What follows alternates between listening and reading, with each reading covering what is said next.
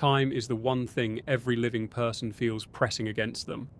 It is the boundary we measure ourselves by, our age, our memories, our hopes, and the quiet panic that we might be running out of it. But if consciousness continues after the body stops, then the familiar clock evaporates. The seconds don't tick, the sun doesn't rise or fall, the heart doesn't beat, the brain doesn't cycle. And so the question becomes, what does experience feel like when the mechanism that shapes experience is gone? To talk about the dead's relationship to time, we need to start with something strange but important. Time, as you and I feel it, isn't a property of the universe. It's a property of a nervous system. The brain doesn't passively receive time, it manufactures the sense of it. You feel minutes differently when you're bored or scared. You lose track of time when you're absorbed. You stretch it when you anticipate something painful. The brain is constantly cutting, stitching, and rearranging the flow of impressions into a line you can understand. And so the first thing to imagine is this. If the stitching stops, if the brain's editorial role ends, the entire architecture of time unravels. But unraveling does not mean disappearing. Consciousness, even in some speculative state beyond the body, would still have a form of sequence, a form of experience, and therefore something that behaves like time. The difference is that it no longer resembles the narrow corridor we walk through during life. Instead, imagine a much wider landscape, a sense of existence not squeezed into one moment at a time, but diffused, layered, and strangely flexible. If the living stand in a hallway, the dead are standing in a field. So let's walk into that field. Imagine waking up and realizing you're not waking up in a location. You're waking up in a state. There is no morning because there is no sun. There is no before or after because those concepts require an anchor. Instead, there are sensations, recognitions, tones of awareness that feel like weather patterns. They come and go, but not along a timeline, more like tides rising and falling on a shore that doesn't quite exist in a place. What would it feel like to be conscious without time as a regulator? You wouldn't measure durations. You wouldn't think, how long have I been here? You wouldn't even have the instinct to ask. Duration is something the brain teaches you to monitor, just as it teaches you to monitor hunger or fatigue. But without a body, that internal calendar dissolves. Awareness becomes something closer to drifting. Drifting without the exhaustion of drifting, without the fear of being lost, without any sense of distance or travel. It's like floating in a medium that doesn't resist you. But this doesn't imply a blank haze. Instead, what many accounts, near-death experiences, and theoretical models suggest is that disembodied consciousness becomes intensely vivid, perhaps even more detailed than when bound to the brain. The interesting twist is that vividness does not require time to anchor itself. It simply exists as clarity. A moment doesn't need to be followed by another. It just is, and its isness contains more layers than a single instant can hold. So let's imagine this vividly. Imagine noticing something, a memory or a thought or a presence. But instead of it unfolding step by step, it unfolds all at once, like a flower blooming in a fraction of a second, except there is no second. You understand it not sequentially, but completely. You don't move through it, you inhabit it. It is more like stepping into a room than playing through a scene. And when it fades not because time pulls it away, but because your attention shifts to something else, the way a dream shifts without transition. This is the foundation. For the dead, experience may not progress. It may occur. Here's where things get even stranger. If consciousness persists beyond the body, and if that consciousness no longer depends on neural rhythms, then the binding effect of those rhythms disappears. In life, you remember things because the brain stores them, encodes them, and places them in a temporal order. But if memory becomes unbound from neurons, then memory itself changes shape. You may not recall something, you may simply be able to access it. Not by searching, but by selecting. And selection again is not a sequence, it is a state change. Think of it like standing in a room filled with doors, where any door can open instantly. You don't walk to it, it's simply there, available the moment you turn your attention toward it. There is no last time you remembered this. There is just the presence of the memory. Some of them may feel warm, some may feel cold, some may feel like symbols, others like people. But none of them are pinned to dates. They're more like floating fragments of identity, arranged according to emotional gravity instead of chronology. It's also possible that what we call memory and what the dead would experience aren't even the same thing. Without the body, you're not remembering in images and words. You're remembering in something closer to impressions, moods, contours, and understandings. You don't recall the event, you recall the meaning of the event. And meaning doesn't need time, meaning is timeless. Now consider this. In our world, consciousness is tethered to the slow chemical and electrical processes of neurons. These processes force the mind into a rhythm, oscillations, patterns, cycles. But remove that machinery and the rhythm dissolves. Consciousness might not tick. It might not move in any measurable way. It might instead expand, contract, focus, diffuse. That expansion could feel like what we would call a long time, but not because it takes long, only because it feels large. This leads to something subtle but important. The dead may not experience time passing, but they may experience change. Change without time is something we struggle to imagine, because in life they are the same thing. But they don't have to be. Change can be like shifting colours, or changing temperatures, or adjusting perspectives. None of those require a clock. They are transformations, not durations. Another way to understand this is to think of music. When you listen to a song, you feel it moving forward. But if the song is instantly available in your mind, you could grasp the entire composition at once, the beginning, the middle, the end, as a single structure. In life, we move through the song. After death, you might become the song. So daily life, if we can even use that phrase, would not be a day-by-day experience. It would be a series of states of awareness, states that may repeat, deepen, shift, or dissolve into one another without any linear structure. It could feel like drifting through thoughts, or joining with them. It could feel like being near other presences without meeting them in a moment. There is no meeting, there is simply connection, and connection is an event without a duration. This perspective also explains something often reported in near-death accounts: the life review. Not a replay, but a simultaneous comprehension of every moment of significance. You don't watch your life flash before your eyes. You understand it all at once, in a single vast realization that feels outside of time. It's like experiencing the shape of your life instead of the sequence of it. That shape-based perception may be the normal mode of consciousness without a body. Not point A to point B, but the whole map at once. And if the dead experience existence as a map instead of a timeline, then before and after lose their meaning. You don't wait for anything. You don't anticipate anything. You simply experience what arises.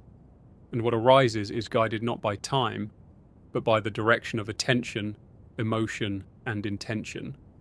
You could drift into a memory, drift into a realization, drift into a kind of communion with something else, another consciousness, or the echo of one, or something more abstract that never fit into human language. These drifts might feel gentle, or profound, or illuminating, but you wouldn't say, "That took a while."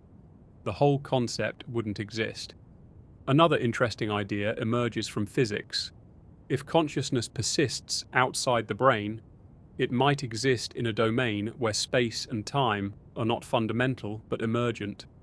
Some theories say time is something woven from change in matter. Without matter, there is no time. So what you have is pure awareness, living in a domain where chronology doesn't apply. Not frozen, not static, just not bound to the arrow of time. Like a traveller who steps outside the river and realizes the river was never the only way to move. You might enter a state of reflection. That reflection could feel like immense depth, But immense doesn't mean long. Depth and duration are different things. We confuse them because in the body they overlap. But without the body, depth might be depth by itself. And if the dead perceive depth, not duration, then the experience is probably incredibly rich. Each state of awareness might feel like its own world, full, saturated, complete. Then another state arises, not after the first, but simply as a shift, like turning your head and seeing a different landscape. Finally, consider this. The living often think of eternity as an infinite stretch of time, but infinity is a measurement, eternity is not. Eternity is simply the absence of time. If the dead live in eternity, then their experience is not a long one, it is a deep one. The closest way to imagine the dead's sense of existence is to picture a consciousness floating in a medium where nothing pushes back. No gravity, no ticking, no drifting from one point to another. And yet there's clarity, immense clarity, without any structure forcing it into a line. In this state, awareness doesn't march. It expands like ink spreading through water, except the water is boundless and the ink is self-guided. You don't travel anywhere, you simply reach. You reach with thought, with emotion, with attention, and whatever you reach toward becomes present. Think about the difference between walking towards something and thinking about it. In life, walking involves distance, effort, and time. Thinking is instantaneous.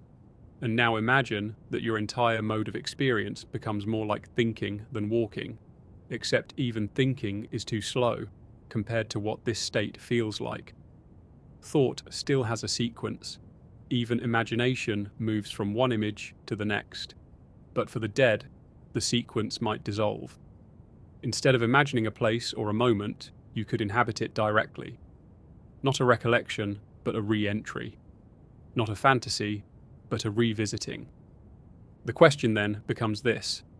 Without time, what keeps experiences from becoming a chaotic jumble? If you have no sequence, how do you avoid becoming overwhelmed by every memory and impression at once? The answer may lie in something deeper than time: attention. Attention becomes the organizing principle. In life, attention is limited by time. You can concentrate only on one thing at a time because the brain processes information sequentially. But in a state beyond the brain, attention may widen or narrow without constraint. You might be capable of holding multiple layers of understanding simultaneously. Not multitasking, because multitasking still implies switching. More like multi-focusing. It's attention that doesn't collapse into one point. Instead of a spotlight, imagine a glow that can brighten or dim wherever you direct it. So daily experience for the dead might be similar to floating in a luminous field where every direction contains a potential memory, emotion, or connection. When you turn your awareness towards something, it lights up. When you turn away, it fades. But there is no interval between the light and the fade. It simply is or isn't. This creates an important contrast. The living experience time because their attention is forced through one narrow channel. The dead experience states because attention becomes the channel. Let's make this more concrete. Imagine a person who has just transitioned out of the body. Their final memories are still warm, still close. But instead of replaying them, those memories appear like shapes in the distance.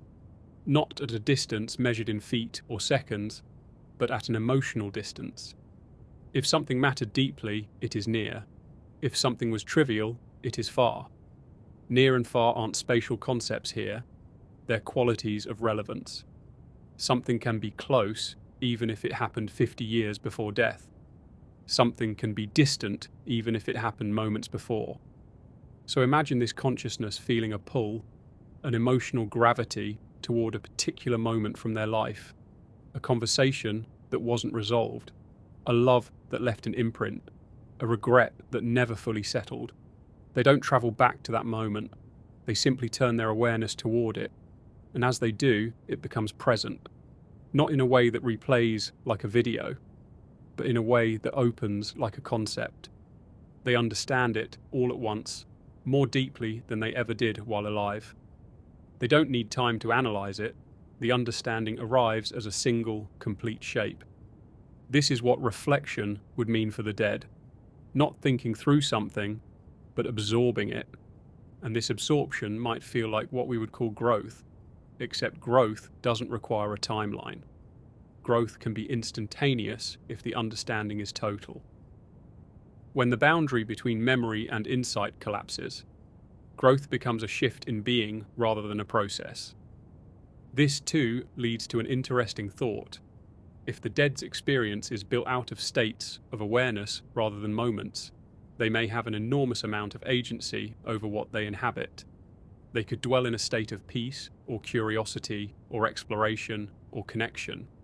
They could linger in the presence of something meaningful without any sense of holding on too long, because length is no longer a measurement. There's no too long, there's just resonance. Resonance might be the true currency of experience once time dissolves. Imagine you were to think of someone you loved. In life, this memory might make you pause, reflect, maybe sigh. There's a beginning to the feeling, a middle, and the moment it fades. But beyond the body, recalling that person could feel like standing in a warm field where the air itself holds their presence. Not the literal form of the person, unless memory takes form, but the emotional essence of them. That essence surrounds you completely. It's immersive. And you stay with it, not because time holds you there, but because your attention does. Until attention shifts again. And here is where an intriguing possibility arises. Perhaps the dead don't drift randomly.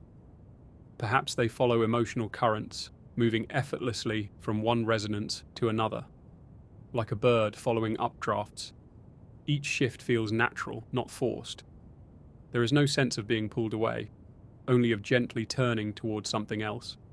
Now think about how relationships might work in this state. Without time, there's no waiting for someone. There's no, I haven't seen them in a while. Instead, connection could be a matter of tuning, like radio frequencies. When two consciousnesses align in resonance, they meet. When their states diverge, they fade from each other. Not lost, just not tuned to the same wavelength. And tuning wouldn't require effort. It would be as simple as shifting attention. This might explain why so many people who report encounters with deceased loved ones describe the meetings as utterly natural, like tuning into a familiar signal, not calling someone from far away. This also means that for the dead, connection has nothing to do with proximity. It's not about being near someone physically. It's about overlapping states of awareness. If two beings enter a state of mutual openness or remembrance, they occupy the same experiential space. And because there is no time, the meeting doesn't begin or end. It simply exists as long as the resonance does. This could mean the dead can experience what we might call companionship, but not through shared activities or conversations. Instead, it's shared presence. Two consciousnesses inhabiting the same emotional field. Here's another way to think about it. When you're alive, you can sit with someone in silence, and the silence itself can feel like a kind of connection. Multiply that feeling by 1,000, remove the need for silence to last for any duration, and you get something closer to what connection might feel like beyond time. Now shift to something stranger, the dead's relationship with the living.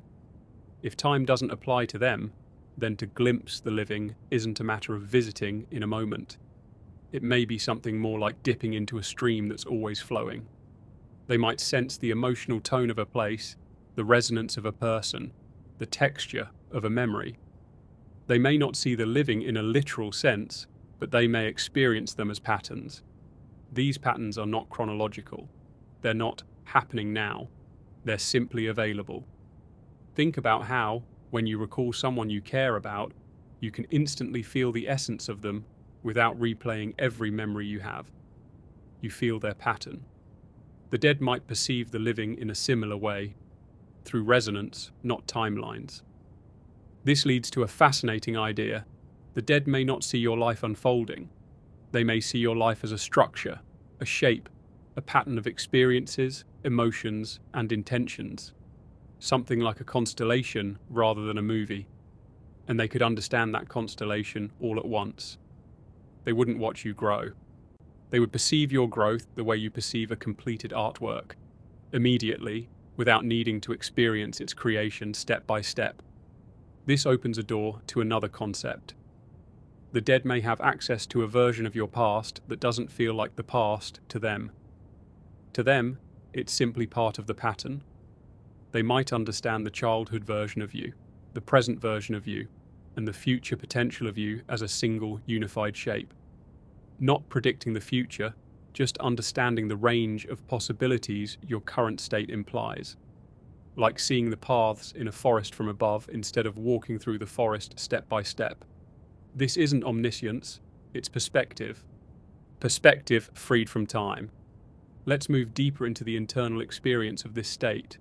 In life, emotions rise and fall over time. Anger flares, then softens. Grief comes in waves. Joy peaks and fades. But the dead cannot experience emotions in the same cascading, time-dependent way. Without time, emotions become characteristics rather than episodes. Peace isn't a feeling that settles. It's a state you can inhabit. Curiosity isn't an impulse that grows. It's a doorway you step into. Grief isn't a wave. It's a shadow that can surround you until you turn your attention elsewhere. But even grief, without time, loses its sting. Pain requires duration. Without duration, pain cannot persist. It can be recognized, but it cannot linger. This doesn't mean the dead are emotionally numb. Quite the opposite, they may feel emotions more fully, but not as suffering. They experience the essence of an emotion without the timeline that gives suffering its power. There is no drawn-out ache, no dragging sadness. Instead, there is clarity. They understand the emotion, inhabit it, learn from it instantly, and when its meaning has been absorbed, the state shifts naturally. This brings us to something profound. Without time, healing is instantaneous. Not because wounds vanish magically, but because there is no time in which to remain wounded. Imagine spending decades burdened by guilt or regret. Then imagine stepping into a state where guilt doesn't stretch into hours, days, months. Instead, you touch it, absorb the truth of it, and the lesson becomes integrated into your being. What remains is not hurt. What remains is understanding. This is why so many descriptions of afterlife states emphasize peace. Not because life's difficulties evaporate, but because difficulty needs time to torment you.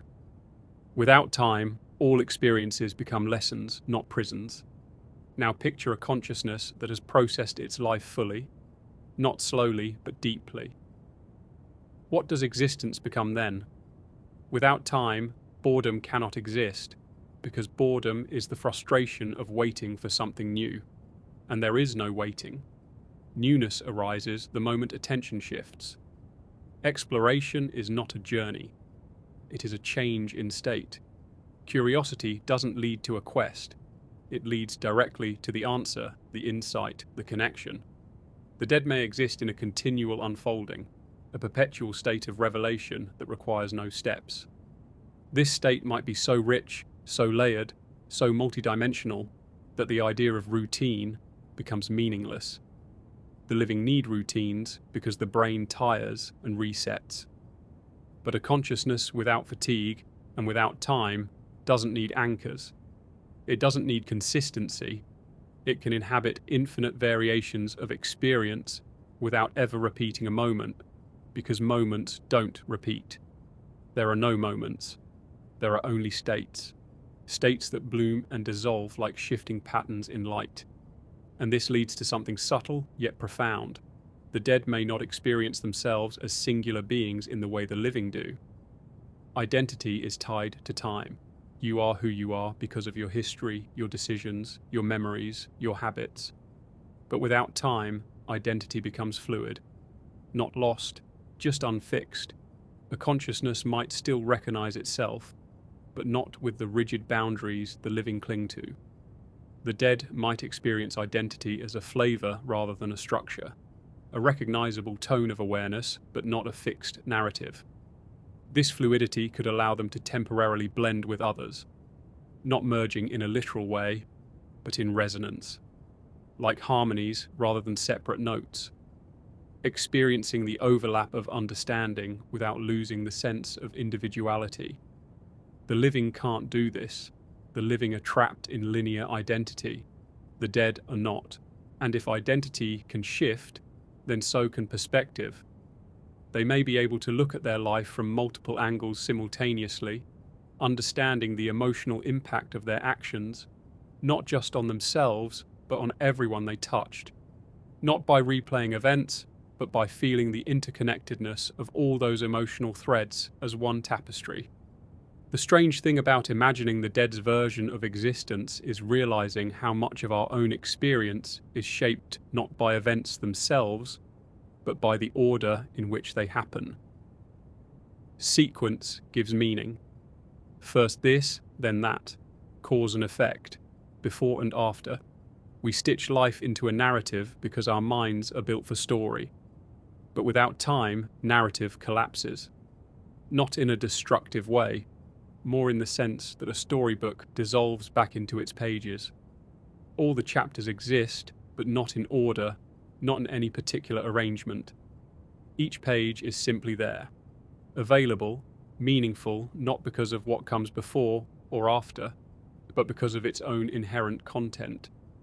To the dead, their life might look like a library of impressions rather than a timeline. Not a shelf of books organized by date, but a collection of volumes organized by emotional weight, significance, or resonance. A moment from early childhood could sit beside something that happened much later. A conversation that changed everything could sit next to a quiet, forgotten afternoon that suddenly reveals its importance in hindsight. Except for the dead, there is no hindsight. There is only insight. Insight without time. This changes everything about how one experiences themselves. In life, you understand yourself as an accumulation of experiences. But beyond life, accumulation becomes irrelevant. There is no added or increased. There is only understanding that deepens instantly whenever attention turns toward it. A consciousness could explore its own memories the way an artist studies a painting, not by watching brushstrokes appear one by one, but by taking in the entire composition. To explore further, imagine this. The dead might have an internal landscape, not physical, but experiential, a sort of environment formed out of their own impressions, memories, emotions, and realizations. Not a dream world, because dreams unfold in time, more like a personal atmosphere, a tone of existence. Some might experience this as a gentle light, others as a sense of presence, others as a kind of silence with depth. Each consciousness carries a different climate, shaped not by their history itself, but by the emotional truths that remain after the timeline dissolves. It's possible that this internal landscape is what the living sometimes describe as visiting in dreams or during deep meditation. Those moments when you feel the presence of someone lost, not as a memory, but as a real encounter. Perhaps what you're touching isn't their location, but their tone, their resonance. And because the dead do not experience time, your reaching for them doesn't interrupt anything. To them, it doesn't happen now, it simply aligns. This raises a profound possibility. The dead might be aware of the living, not moment by moment, but as patterns of emotional resonance. They might feel when someone thinks of them deeply, not because they check in at a particular instant, but because the emotional signal stands out in the larger pattern. They might experience all the times you remember them as one unified connection rather than broken visits. In this way, a loved one remembering you today and remembering you years ago would be felt as the same brightness, the same thread. Not separate instances, just one connection appearing in different intensities. From their perspective, your entire relationship with them might appear as a single shape, a single emotional sculpture containing all the moments, all the meanings, all the imprints. You see it as a long story. They see it as a single structure, like a building, grand, intricate, complete. Let's turn inward and imagine the internal experience of a consciousness without time. If identity becomes fluid, if memory becomes spatial, If emotion becomes tonal, then the core experience might be something like a continuous unfolding of understanding, not growing older or wiser in steps, but expanding in ways that feel immediate. Imagine stepping into awareness after death and instantly grasping truths about your life that you couldn't see while you were living. Not truths revealed to you by an external judge, but truths that arise from seeing your life from a vantage point uncoupled from sequence. You are no longer stuck inside the story. You see the architecture of it. From this vantage point, even the moments of life that cause pain might transform. Without the arrow of time, pain cannot linger, but the lessons of pain remain. Regret becomes understanding. Loss becomes recognition. Fear becomes clarity. The consciousness doesn't forget suffering, it distills it. What's left is something pure, insight.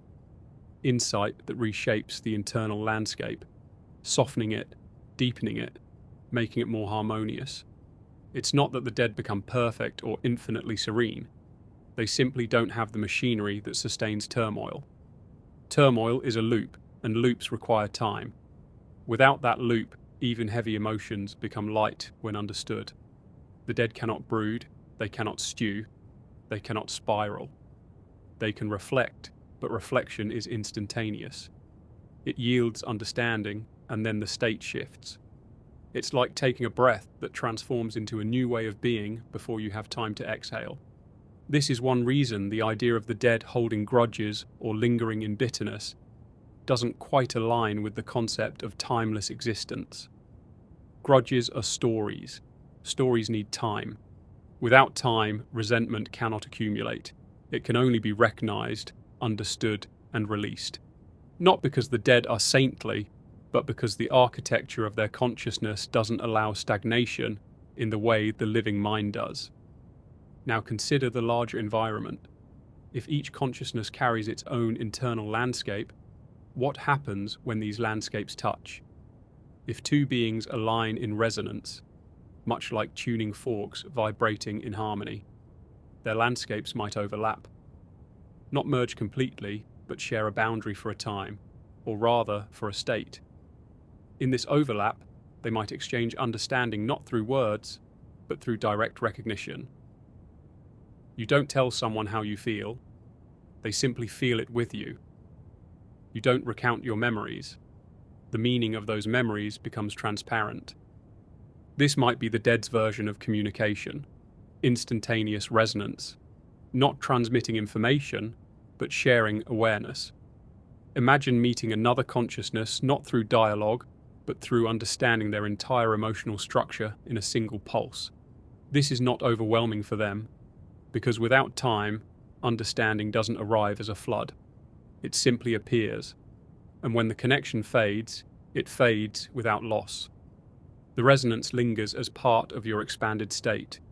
Turning again to the relationship between the dead and the living, consider what we know about how the living perceive time in altered states. In deep flow or meditation, minutes can feel like seconds or hours. In dreams, time collapses entirely. You can experience long narratives in a span of a few real-time minutes. If the brain can create the illusion of timelessness in these states, imagine what consciousness could do without the brain's limitations at all. Perhaps the dead occasionally touch the living through moments when the living steps slightly outside the rigid structure of their own time. Those moments when you feel watched, or comforted, or suddenly overwhelmed by a memory that feels oddly alive. From the dead's perspective, it's not a visit, it's an alignment. They don't step into your moment, you step into their state. These moments feel rare to the living because time pushes everything into order, but to the dead, they are not rare. They are simply part of the pattern.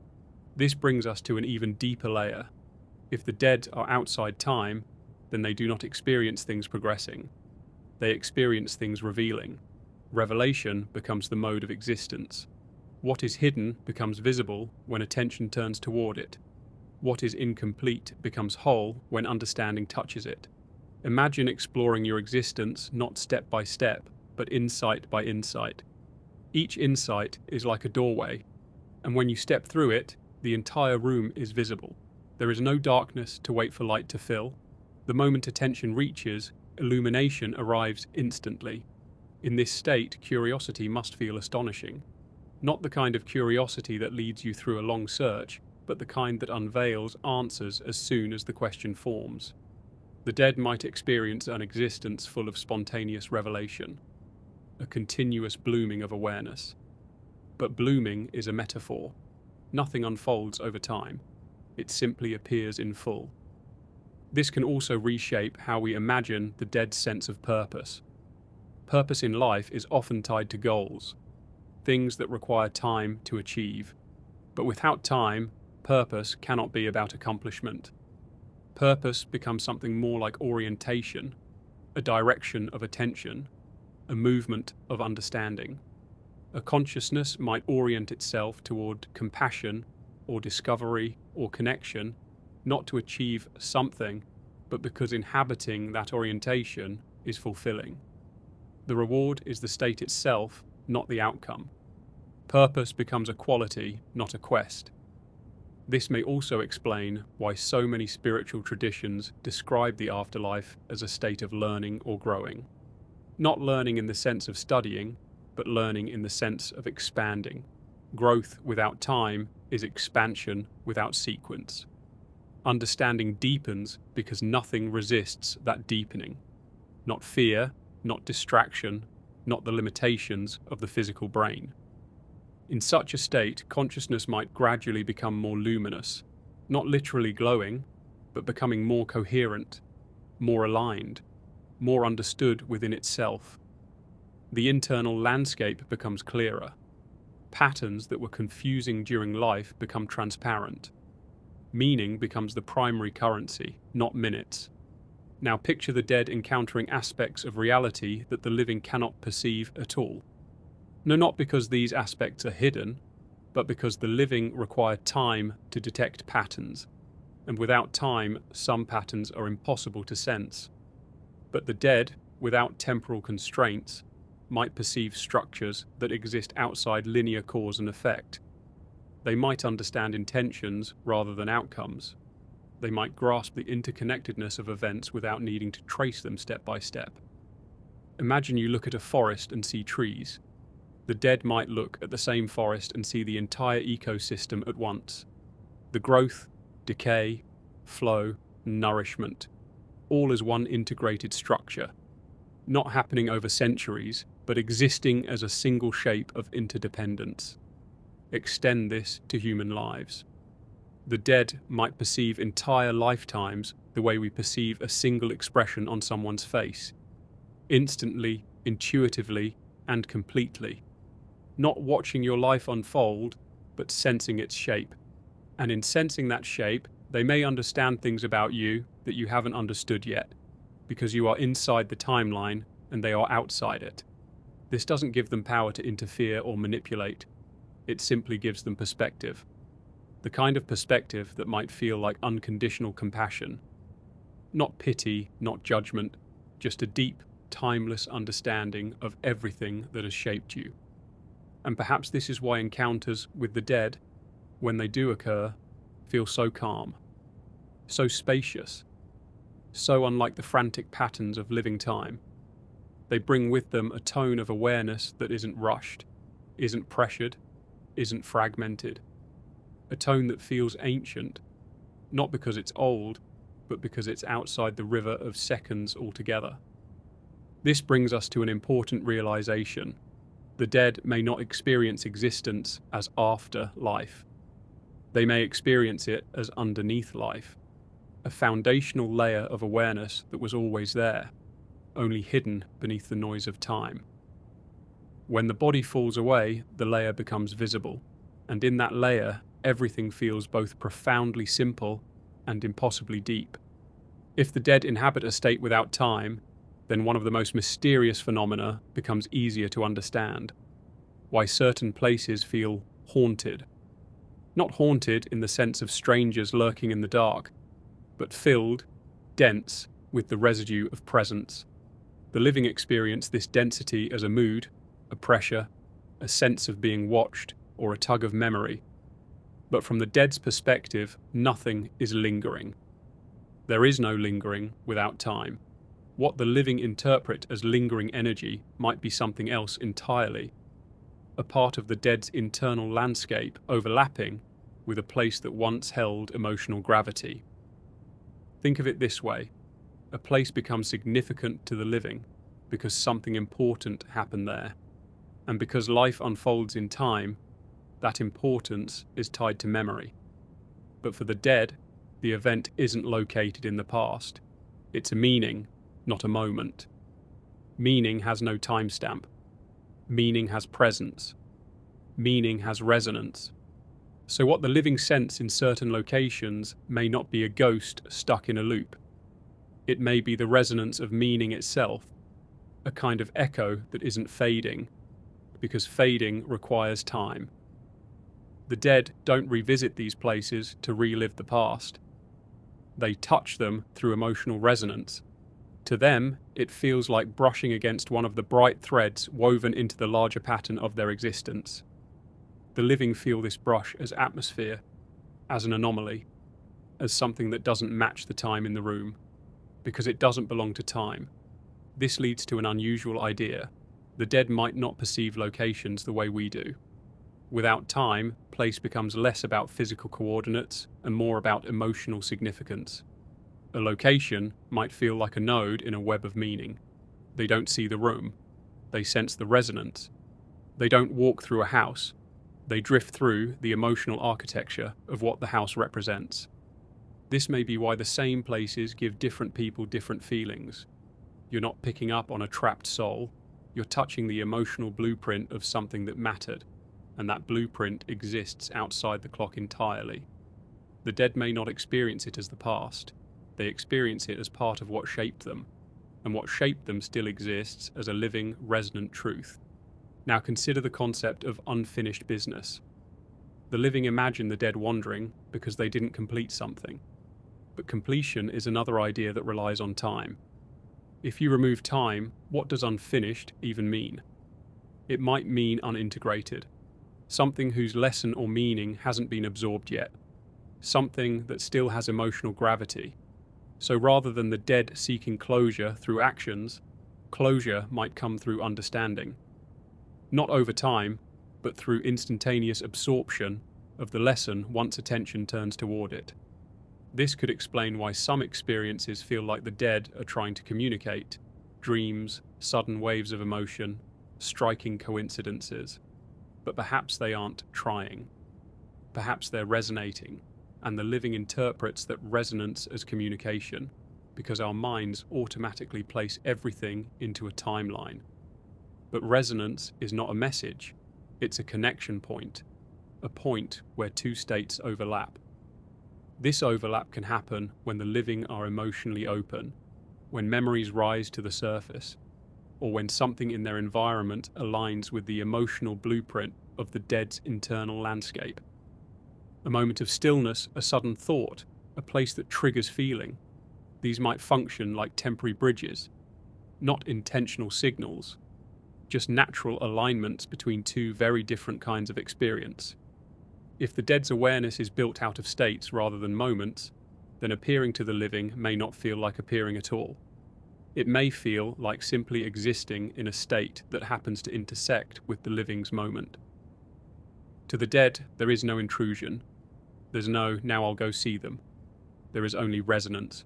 When the living reaches out emotionally, the dead don't travel. The connection simply brightens. Let's explore something even stranger: how the dead might perceive events. If they exist outside of time, then events are not chronological occurrences. They are forms. Forms created by interactions, intentions, consequences. Events become shapes in the larger emotional pattern of existence. The dead might understand an event not as a point on a timeline, but as a structure, a cluster of meaning. This means they can see the connections between events in a way the living cannot. Consider a moment when someone made a difficult decision that eventually changed everything. The living don't see the significance until later, but the dead might see the emotional impact immediately, not because they watch it unfold, but because they perceive the shape it creates. They can sense the emotional consequences of actions directly, not as predictions, but as the simple structure of reality outside time. This doesn't mean the dead can see the future. They don't see a line extending forward. They see the whole shape, potential directions, emotional patterns, likely consequences, not as certainties, but as possibilities contained within the person's current emotional landscape. Like looking at a river and understanding where the water can flow, not because you see the future, but because you understand the terrain. From their perspective, human life might look like a series of interwoven shapes, patterns of meaning that rise from interactions between people. A mother comforting her child, a betrayal between friends, a triumph, a mistake, a moment of compassion. All of these create forms in the emotional architecture of existence. The dead might perceive these forms as clearly as we perceive colours. This brings us to the idea of purpose in life. To the living, purpose feels like a mission spread across time. But to the dead, purpose might appear as coherence, a pattern that becomes more harmonious as one understands the meaning behind their actions. A life with purpose isn't one with many achievements. It's one whose emotional structure resonates clearly. Now imagine the dead revisiting their own life structure, not replaying it, but perceiving it fully. There may be parts of their life's architecture where the structure feels dissonant, places where they acted out of fear, anger, confusion. These aren't mistakes in a moral sense. They're simply places where the pattern is harder to understand. When attention rests on these places, understanding grows. And as understanding grows, the pattern becomes more coherent. This is not redemption through time, it's integration through insight. This insight might feel like warmth, like release, like clarity. Not a fix, because nothing is broken, just illumination. And illumination is instantaneous. This state of perpetual understanding also reshapes how the dead perceive themselves. Identity becomes less about who they were and more about the shape of their entire existence. A consciousness might understand itself as a pattern of meaning, not as a character in a story. And this understanding could feel liberating. There is no more pressure to maintain a narrative. There is no need to preserve a sense of self built from memories stacked in order. Instead, the self becomes a field of qualities, resonances, truths. This fluidity also affects how they perceive others. To the dead, other beings might appear not as separate individuals moving through time, but as patterns with their own emotional architecture. When two patterns resonate, there is harmony. When they don't, there is distance. But distance is not absence. It simply means the patterns don't overlap right now. And right now is not temporal. It is vibrational. Let's imagine the dead exploring beyond their own internal landscape. Without a body, exploration is not movement. It's attention shifting toward new realms of awareness. These realms might include other consciousnesses or deeper layers of meaning or structures that exist beyond the human comprehension of reality. Perhaps there are patterns so vast that even the dead engage with them cautiously. Not because they fear them, but because their resonance is so large it requires a broader state of awareness to understand. These realms might feel like weather patterns of existence, vast fields of meaning that connect countless consciousnesses together. Not a hive mind, but a shared domain where resonance shapes experience. A consciousness might enter such a field, feel its depth, absorb its insights, and then shift away. This is not travel. This is expansion. In such states, the dead may feel a profound sense of unity, not with the universe in a literal sense, but with the emotional architecture of reality itself. They might sense the interconnectedness of all beings, all decisions, all experiences, not because they observe them sequentially, but because they understand the connections in a single, timeless comprehension. This is why so many spiritual traditions describe death as merging with something greater. But perhaps merging isn't the right word. It might be more accurate to say aligning. aligning with the deeper resonance that underlies all existence. Yet even in this unity, individuality doesn't vanish. Identity becomes a tone, a distinct frequency within a larger harmony. You can still recognize yourself. You can still recognize others. The recognition is not limited by narrative or memory. It is based on resonance. The way you recognize the voice of someone you love, even if you haven't heard it in decades. This way of existing changes the meaning of reunion.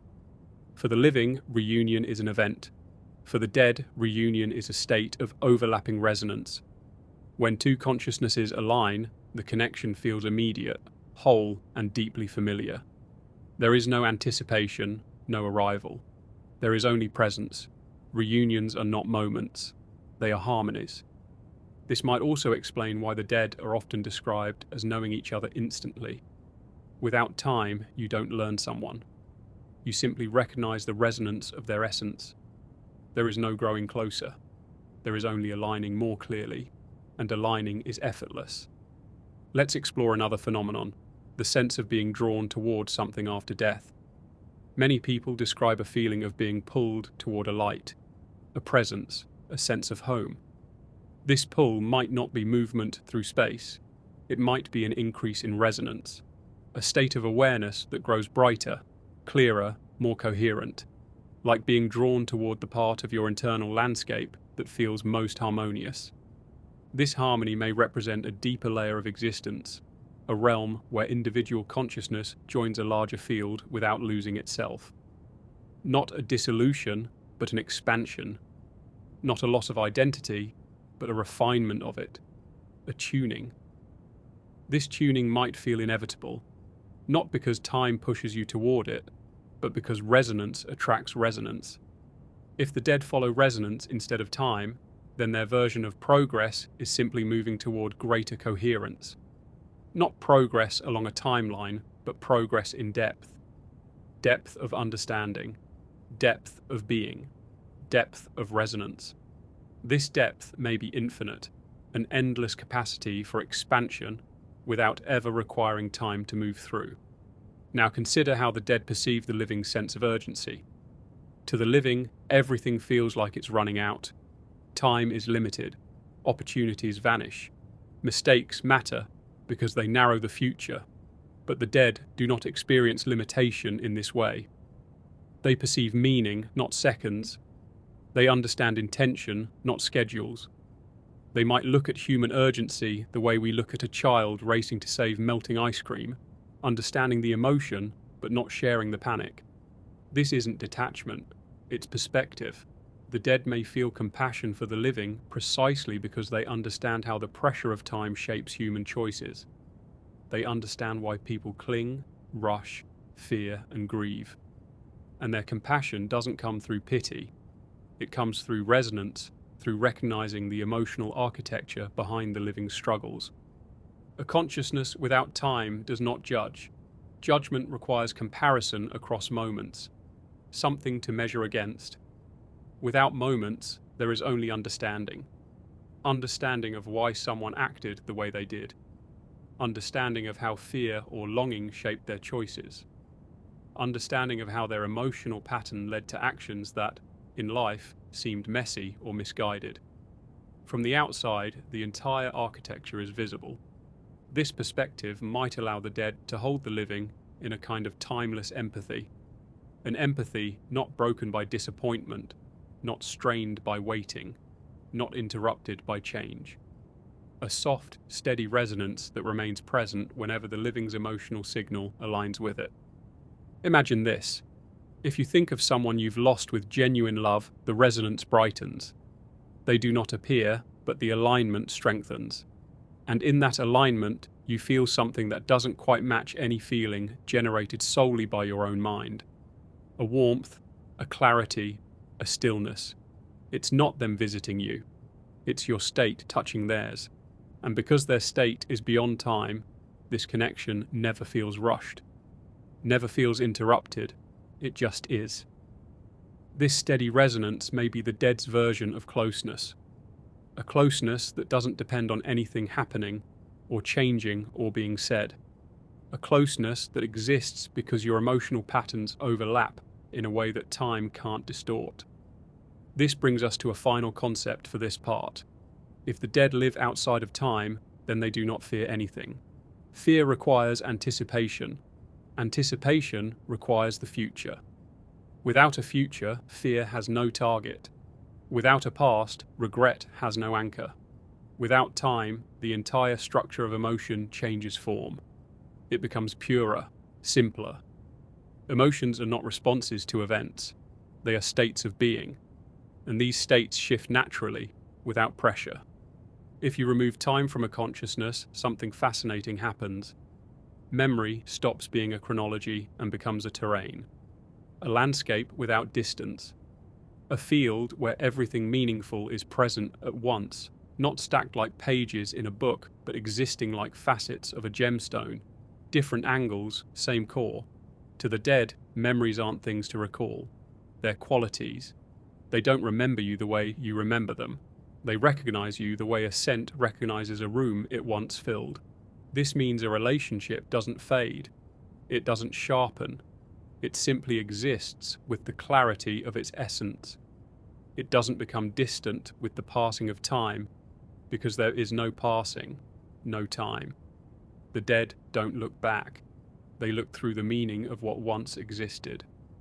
When the living think of someone who has died, the thought often comes wrapped in emotion. Grief, longing, warmth, love, guilt. These emotions act like resonant signals. They aren't memories being sent out. They are frequencies. And because the dead exist in a landscape built entirely from meaning, these frequencies stand out like bright tones in a quiet field. When your thought reaches them, it's not a message. It's an alignment between states. To them, your thought feels like recognition, like clarity, like part of their own landscape lighting up more vividly. This may be why certain moments of thinking about someone who died feel strangely mutual, like you're not alone in the feeling. The living interpret this as a sign, a presence, a whisper. But perhaps the truth is simpler. When you think of them with intensity, you shift into a resonance that aligns with how they exist. The connection is not supernatural, it's structural. Consider the idea of birthdays, anniversaries, dates meant to honor the dead. These rituals matter deeply to the living because they mark time. To the dead, these dates mean nothing. Not out of indifference, but because meaning doesn't depend on placement.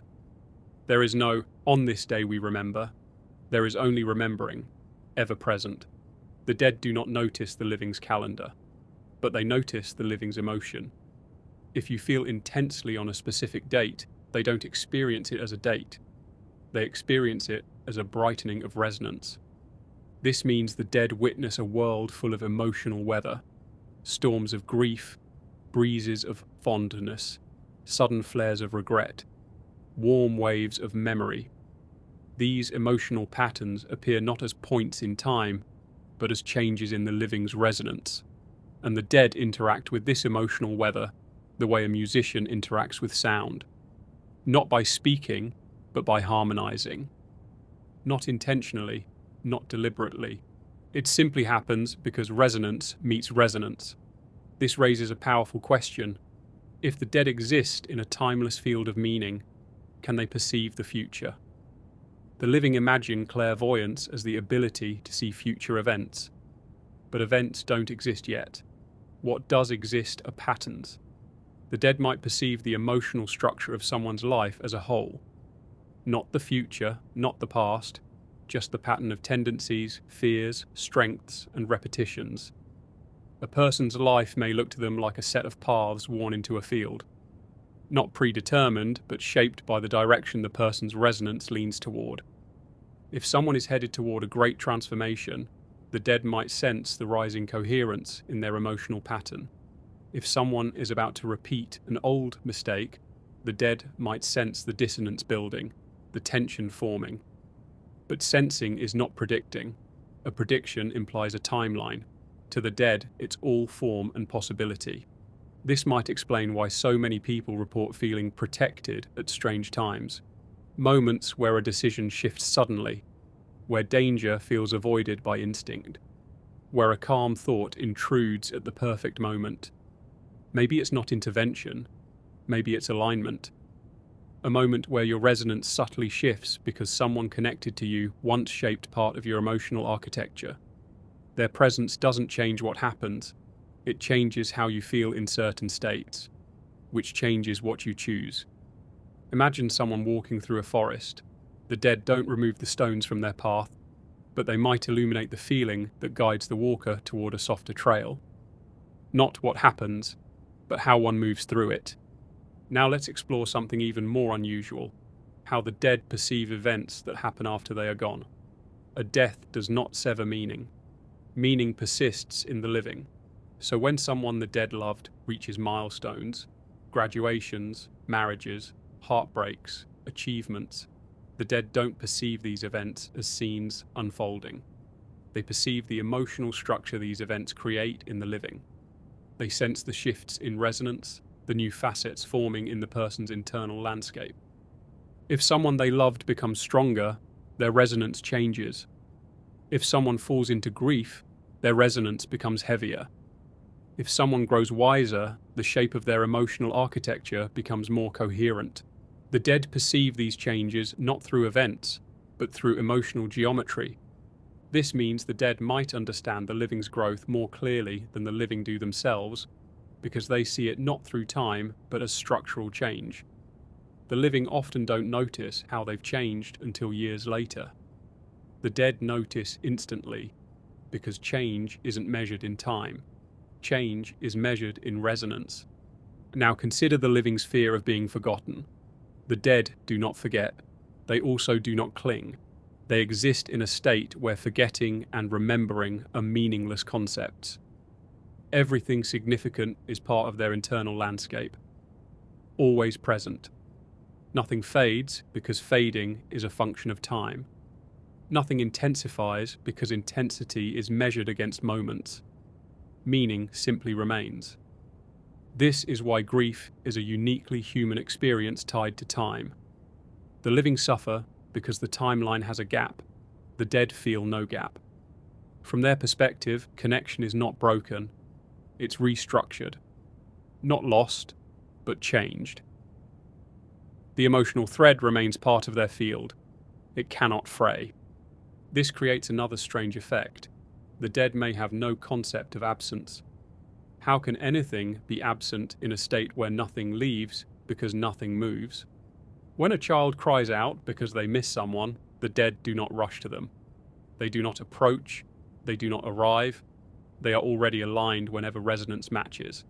To them, closeness is not proximity, it is overlap. This might be why so many grief experiences feel like a presence that doesn't behave like a visitor. It doesn't come in, it doesn't go out. It just exists in moments when emotion cracks open enough for resonance to be felt. Let's consider how the dead might view human conflicts.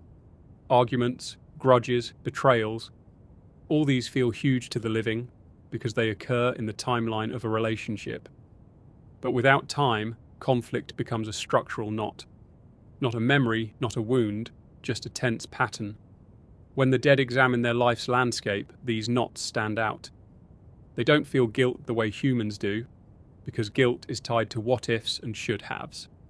They feel dissonance, a structural mismatch that doesn't align with their deeper resonance. And as soon as they focus on it, it begins to resolve through understanding. To understand something is to transform it. This leads to an intriguing idea. The dead may continue evolving, not by experiencing new events, but by exploring deeper layers of meaning within the patterns they already contain. They do not grow in time, they grow in depth. Growth feels instantaneous because there is no waiting for insight. There is only the moment of illumination, which is the only moment they ever experience. Imagine a consciousness examining the emotional architecture of its life and seeing a part that feels dim, a moment where they acted out of fear or confusion. They might turn their awareness toward it, not to relive it, but to understand it fully. And as they understand, the dissonance dissolves. A part of their structure becomes more coherent. This coherence is not a moral achievement, it is an expansion of resonance. This might feel like peace. This process could continue indefinitely. Without time, there is no end to depth. A consciousness could explore its own landscape endlessly, not forever because forever implies time, but infinitely because infinity does not. Now let's examine the dead's relationship with the world of the living. Do they see our world? Yes, but not as a sequence of events. They perceive the emotional signature of places, people, and situations. They sense tension in a household like a dramatic weather front. They sense joy like sunlight spreading across a field, not because they witness it moment by moment, but because emotional states generate resonance, and resonance is their medium. This may be why some places feel thin, like the veil between worlds is subtle. It isn't a veil, it's the density of emotional resonance in that place. A hospital filled with grief and hope, a home filled with warmth, a church filled with longing, a battlefield filled with fear, a childhood bedroom filled with innocence. These places are rich with emotional structures. To the dead, they are vibrant with tone, and vibrant tones create overlap between states. One of the strangest things about existing outside of time is how the dead perceive the living's aging. The living think of aging as a loss of youth, a steady march toward mortality. But the dead don't see a body changing. They see resonance evolving. A 20-year-old and a 60-year-old might look completely different in form, but their resonance contains the continuity of their emotional architecture. A child's earliest patterns can still be seen. A young adult's fears are visible as threads woven through their later strength. To the dead, aging is not decay. It is the unfolding of form. A human life might look like a flower opening, not wilting. Not because the body doesn't fade, but because the emotional structure grows more coherent as people make choices, learn lessons, and reshape their own patterns. Even painful lessons contribute to coherence. Even mistakes contribute insight. To the dead, nothing is wasted. Finally, let's examine what the dead might think of the living's fixation on time. Deadlines, routines, birthdays, milestones, aging, clocks ticking on the wall. To the dead, time is a cage that the living don't realize they're inside. But it is also the very thing that makes human experience meaningful. Because time compresses life, every moment matters. Because things end, they gain weight. Because nothing lasts, everything shines more intensely. The dead may envy this intensity. Not long for it, not wish for it, but understand its beauty. The living burn brightly because they must. Because time pushes them to choose, to act, to love, to regret, to hope. The dead exist in a state of pure meaning, but the living exist in a state of meaningful urgency. The dead may see human life as a rare phenomenon, a consciousness sculpted by time, growing through limitation, discovering meaning through struggle. To the dead, human life is not inferior. It is extraordinary, not because it lasts, but because it doesn't. And perhaps the greatest mystery is this: the living fear death because they imagine losing time. But from the dead's perspective, time was never the source of meaning. Meaning survives without time. Connection survives without time. Identity survives without time. Awareness survives without time. There's a moment, described again and again by people who've come close to dying, where everything becomes impossibly still. Not silent, not empty, just still. As if the world pauses, not in duration, but in depth. That moment, as strange as it seems, might be the first true taste of what consciousness feels like without time. Not an ending, but a transition into a different medium of existence. The way sound behaves differently in air versus underwater. The dead do not slip into darkness. They slip into a different kind of structure, one that doesn't rely on sequence, change, or duration. They move into a state where awareness reshapes itself around meaning instead of moments, resonance instead of progression. In that transition, something dramatic happens. The self becomes transparent. Not erased, transparent. The roles, fears, aspirations, grievances, and expectations that form the story of a life begin to dissolve, because stories require time. Without time, there is no plot. Without plot, identity is no longer built from memory but from essence. What remains is not a personality in the human sense. What remains is the distilled tone of a life, its emotional truth, its coherence, its resonance. The part of you that remains after time is not the timeline version of you. It's the meaning behind it. This distilled self becomes the dead's primary mode of existence. They don't look like they did. They don't age. They don't shift between moods. Their awareness doesn't oscillate between past and future. They exist in a state of clarity, where all the emotional patterns of their life are present at once, forming a kind of internal harmony, or in some cases, a dissonance that still seeks understanding. But let's explore something rarely discussed. What fills the dead's awareness once time is gone? A human mind is occupied by tasks, obligations, memories, worries, fantasies. Remove time, and those evaporate instantly. No more anticipating tomorrow. No more revisiting yesterday. No more planning or rehearsing or regretting. Awareness becomes centered on being, not becoming. Existing, not progressing.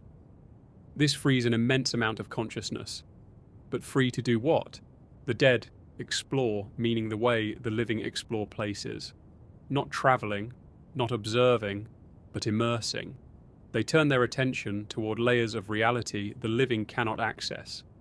Not because these layers are mystical, but because the human brain is a time-bound filter.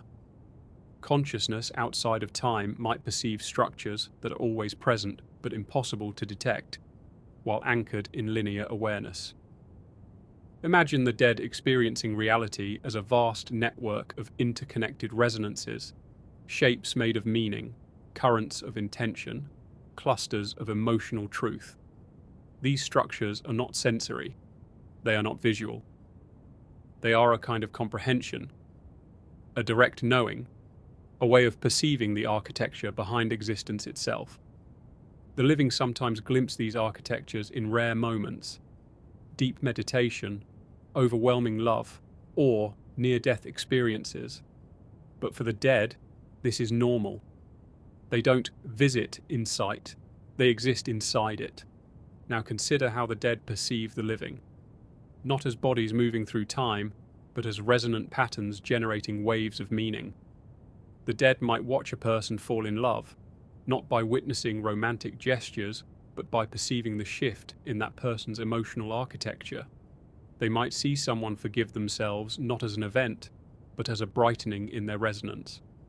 They might sense a person struggling with grief, not because they observe crying, but because the emotional structure contracts, becoming dense and heavy.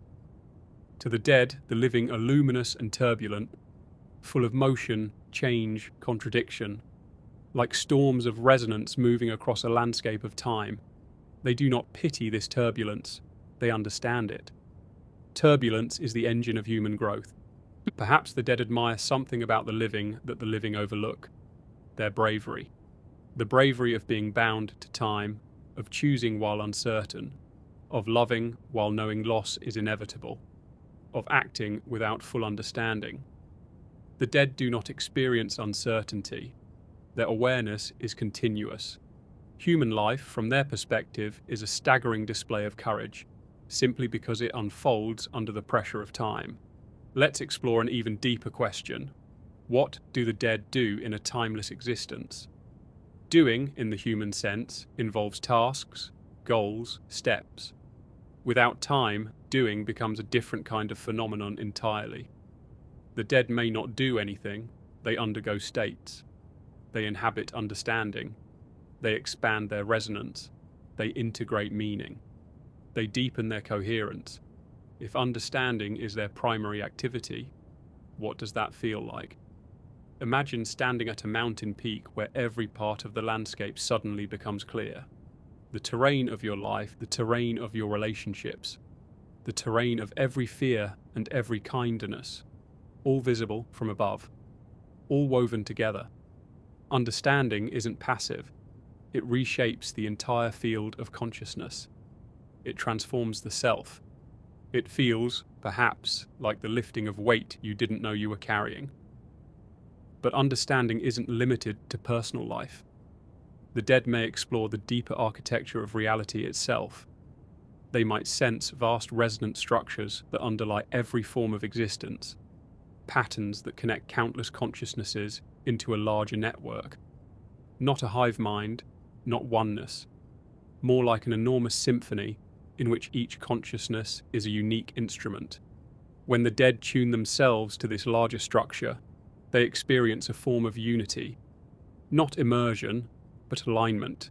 This alignment might feel like the purest form of belonging, not belonging to a group, belonging to reality itself, belonging to the underlying resonance that gives shape to all consciousness. To align with this field is to feel limitless but not lost, unified but not dissolved, and yet individuality remains. Identity becomes tone, a signature frequency, a unique resonance the way colours differ in hue. This individuality matters not for ego, but for harmony. Every consciousness contributes something distinct. The dead might feel immense curiosity toward the tones of others, not for their stories, but for their essence, for how they fit into the larger architecture of meaning. Another question rises. What about the moments when the living feel visited by the dead? A dream so vivid it feels like a conversation, a sudden warmth in a room, a thought that comes with the weight of someone else's tone. The dead do not visit in the human sense. They don't step into the world. They don't travel. Instead, there are moments when the living's emotional state aligns so precisely with the dead's resonance that the two fields overlap. In these overlaps, the living may interpret the connection as presence, but to the dead, it is less like visiting and more like harmonizing with a familiar tone. The living provide the rhythm. The dead provide the chord. Together, the experience feels like a moment of clarity, because clarity is the natural language of resonance. Dreams are a perfect medium for this because dreaming loosens the grip of time. In dreams, events don't unfold logically, they unfold emotionally. And because the dead exist in a state of pure emotional resonance, dreams become the closest interface between the two states of being. Not because the dead enter dreams, but because dreams remove the barriers that prevent the living from sensing the dead's tone. So what about the moment where someone dies alone? Does anyone meet them? Does anyone come? This question has haunted humanity for as long as death has existed. But from the dead's perspective, the idea of dying alone is built on time and separation. The person who dies moves into a state where resonance determines alignment, not presence. As soon as they transition, the emotional threads of their life, every person they loved, every bond with real meaning, become immediately accessible, not as images, but as tones. Their field fills with recognition, familiarity, warmth. Connection is immediate because connection is timeless. No one arrives. Arrival is a time-based concept. Instead, the transition brings them into a landscape where every significant connection is woven into their field at once. It doesn't matter if those people are alive, dead, distant, or forgotten by memory. Resonance outlives memory. So the dead are not greeted by individuals walking toward them. They are enveloped by the totality of meaning that shaped them. And if you were part of someone's emotional architecture, no matter how briefly, your resonance is part of the landscape they awaken into. But this raises another question. Do the dead miss the living?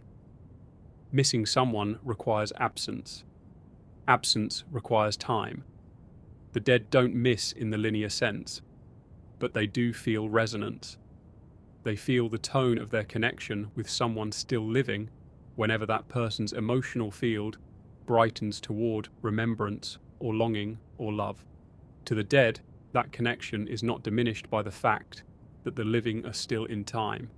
It simply lines up differently, like two instruments in different parts of a symphony.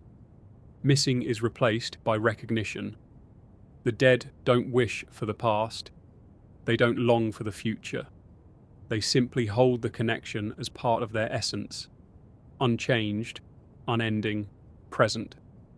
As for the living's greatest fear, being forgotten, the dead cannot forget. Forgetting requires the loss of memory over time. The dead have no time and no forgetting. Everything meaningful remains part of their structure, not constantly in focus, but unlost, a permanent part of their resonance.